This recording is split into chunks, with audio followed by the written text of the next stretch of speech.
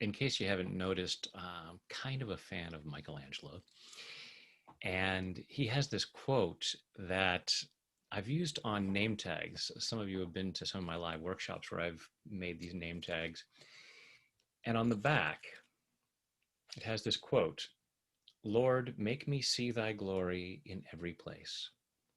And then I have a little mirror there so that, Lord, make me see thy glory in every place, including myself. And imagine how cool life would be as we allow ourselves to see God's glory in every place, including ourselves. So let's clear any resistance to doing that, shall we? Taking full responsibility for your own well-being. And feel free to change the wording if you're uncomfortable with the G word. You can leave that out, say, I choose to see glory, whatever works for you.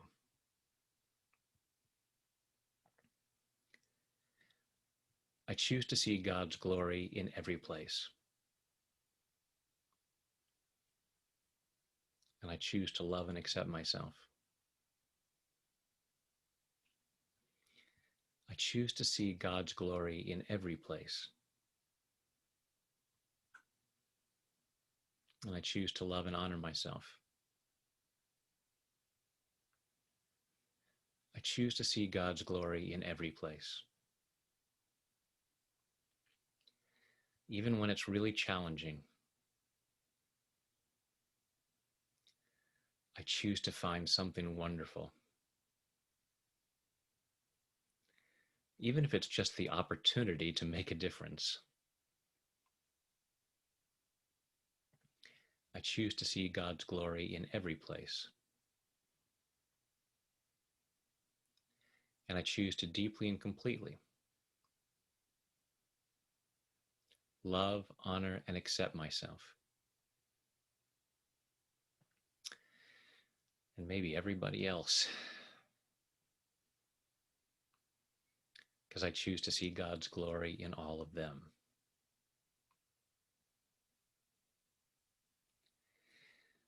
I choose to see God's glory in every place. I choose to see God's glory in every place.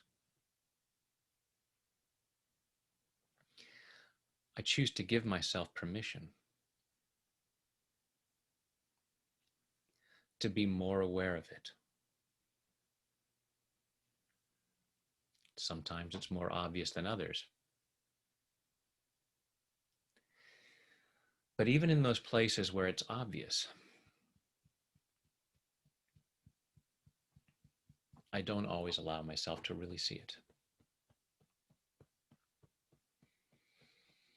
I don't always take time to stop and smell the roses.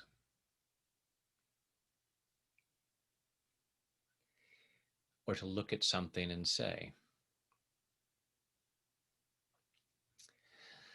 ah, there's God's glory. And as I think about it right now, it would feel pretty good to do that. I choose to allow myself to do it more often.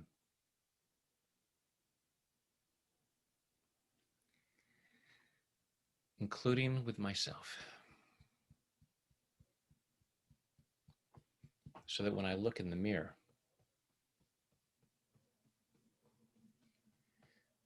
I choose to see God's glory. I can allow myself to see where things can be improved.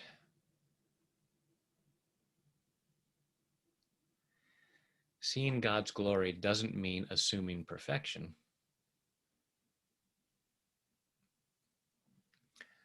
Although there's something divinely perfect about everything.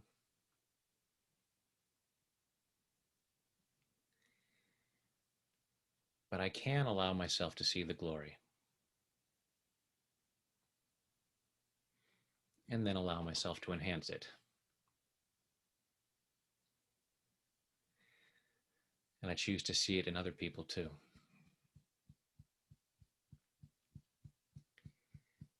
I choose to see God's glory in every place.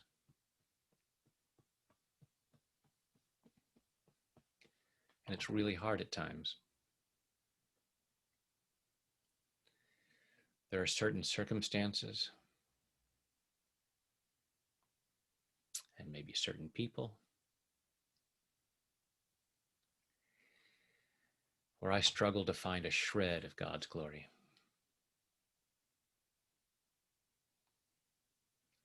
I choose to be open to the possibility that maybe the glory is in the opportunity for change.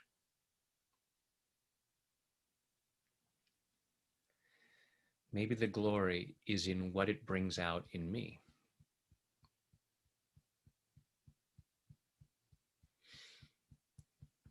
Some circumstances give me an opportunity to shine.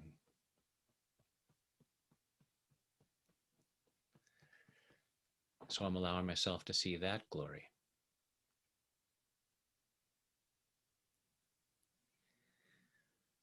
There's always something that I can find. Lord, make me see thy glory in every place. And help me clear the resistance to doing it. Clearing this resistance to seeing God's glory. All these reasons why I couldn't or shouldn't see more of it. Clearing these at a cellular level. Clearing them all the way back through my past. Back through all the times I was taught to look for what's bad. I was taught to look for what's wrong. I'm allowing myself to see what's not right. And see the glory of the opportunity.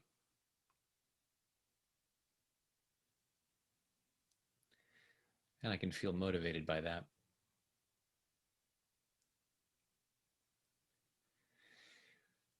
Clearing all this fear that if I allow myself to see God's glory in every place, that I won't feel motivated to make changes. As I look at social challenges, maybe I'll say, I see God's glory. Nothing to do about that. I'm clearing my fear of that. As I allow myself to see more of God's glory, I can feel even more motivated to enhance it. And as I see more of God's glory in me,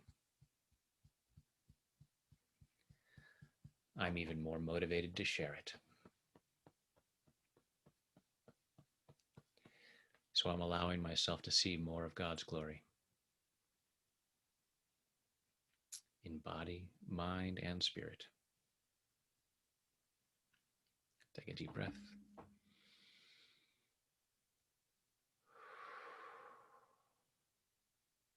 And just allow yourself to consider the possibilities of seeing life in this way and then inspiring others to see life this way.